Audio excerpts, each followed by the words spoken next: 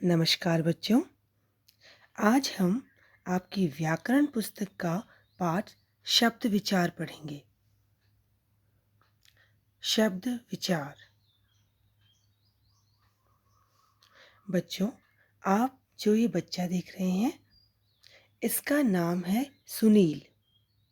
सुनील शब्द अनेक वर्णों से मिलकर बना है, जो इस प्रकार हैं: स, धन उ, धन न, धन ई, धन ल, धन अ। सुनील अपने आप में एक अर्थ प्रकट करता है। तो बच्चों, वर्णों का ऐसा समूह जिसका कोई निश्चित अर्थ होता है उसे शब्द कहते हैं। शब्द दो या उससे अधिक वर्णों से मिलकर बनता है। शब्दों का एक निश्चित अर्थ होता है। शब्द का रूप स्वतंत्र होता है, जैसे जा शब्द का अपना स्वतंत्र रूप है। शब्दों के भेद। बच्चों, शब्दों का वर्गीकरण 5 आधारों पर किया जाता है: वाक्य में प्रयोग के आधार पर, उत्पत्ति या स्रोत के आधार पर, रचना या बनावट के आधार पर, व्याकरणिक प्रकार्य के आधार पर और अर्थ के आधार पर। वाक्य में प्रयोग के आधार पर शब्द भेद। बच्चों, वाक्यों में प्रयोग करने के आधार पर शब्दों के 2 भेद हैं।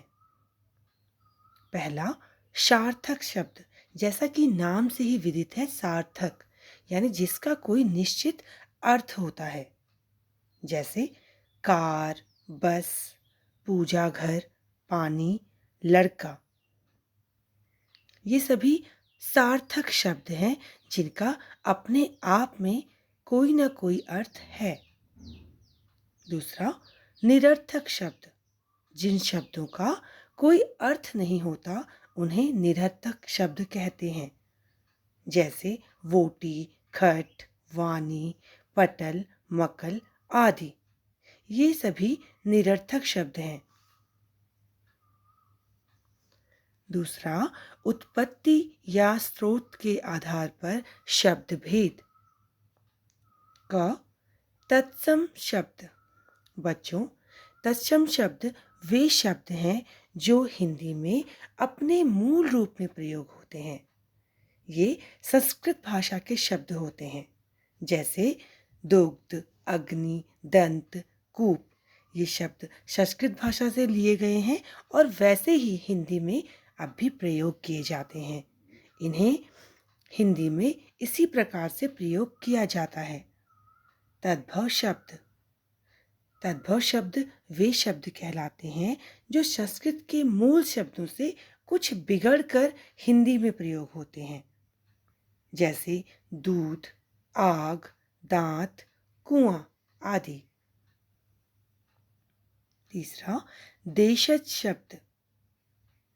देशज शब्द वे शब्द कहलाते हैं जो स्थानीय या क्षेत्रीय प्रभाव के कारण आवश्यकता अनुसार हिंदी में आ गए हैं। ये शब्द इस प्रकार हैं, जैसे पगड़ी, झुग्गी, दाल, लुटिया आदि। विदेशी शब्द। विदेशी भाषाओं से लिए गए शब्दों को विदेशी शब्द कहते हैं। ये अपने मूल रूप में हिंदी में प्रयोग किए जाते हैं, जैसे पेंसिल, कालीन, स्टेशन, कोट आदि। रचना या बनावट के आधार पर शब्दों के भेद। बच्चों, रचना या बनावट के आधार पर शब्दों के 3 भेद हैं। पहला, रूढ़ शब्द, जो शब्द अपने में पूर्ण होते हैं और जिनके टुकड़े करने पर उनका कोई अर्थ नहीं निकलता एवं जो परंपरा से विशेष अर्थ के लिए प्रयोग किए जाते हैं, उन्हें रूढ़ शब्द कहते हैं, जैसे फूल, फू धन ला, फूल। यह शब्द अपने आप में एक अर्थ प्रकट करता है, किंतु जब इसके खंड किए जाते हैं तो इनका अलग अलग कोई अर्थ नहीं निकलता। इसी प्रकार पुस्तक, कमल, फल ये सभी रूढ़ शब्द हैं। यौगिक शब्द, जो शब्द दो सार्थक शब्दों के योग से मिलके बने हों और जिनके प्रत्येक खंड का अपना अर्थ हो, उन्हें यौगिक शब्द कहते हैं। जैसे राजमहल, राजा धन महल। इनमें दोनों ही शब्द अपने आप में अलग अलग अर्थ प्रकट करते हैं।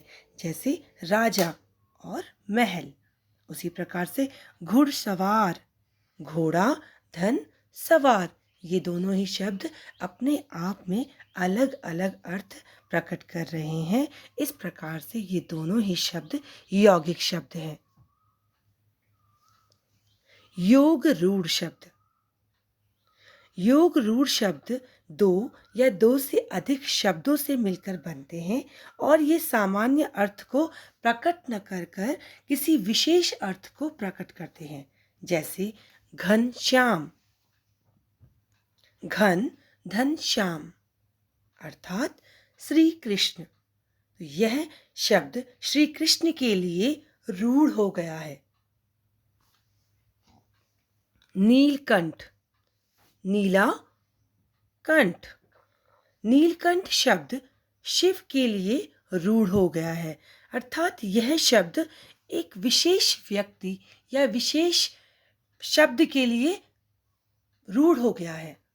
जैसे घनश्याम शब्द कृष्ण के लिए और शिव शब्द के लिए नीलकंठ शब्द। व्याकरणिक प्रकार के आधार पर शब्दों के भेद। इनके दो भाग हैं। पहला विकारी शब्द, जिन शब्दों के रूप लिंग, वचन, कारक, काल आदि के अनुसार परिवर्तित हो जाते हैं, उन्हें विकारी शब्द कहते हैं।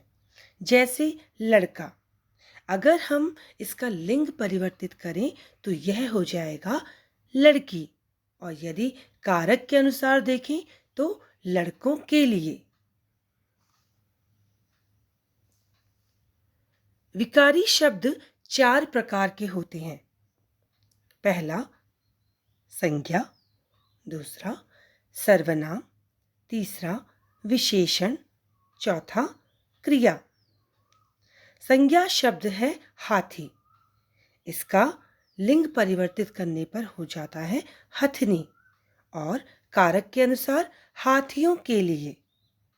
सर्वनाम में मैं एक वचन, हम बहुवचन, हमें कारक।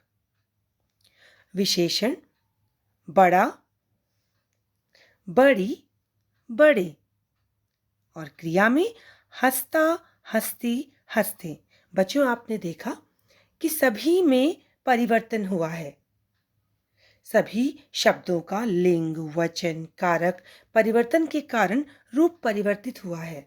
अतः ये सभी विकारी शब्द हैं। अविकारी शब्द, अविकारी शब्द विकारी शब्दों के विपरीत होते हैं। इन शब्दों के रूप में कोई परिवर्तन नहीं होता। जैसे संध्या तेज तेज चलती है, प्रतीक तेज तेज चलता है।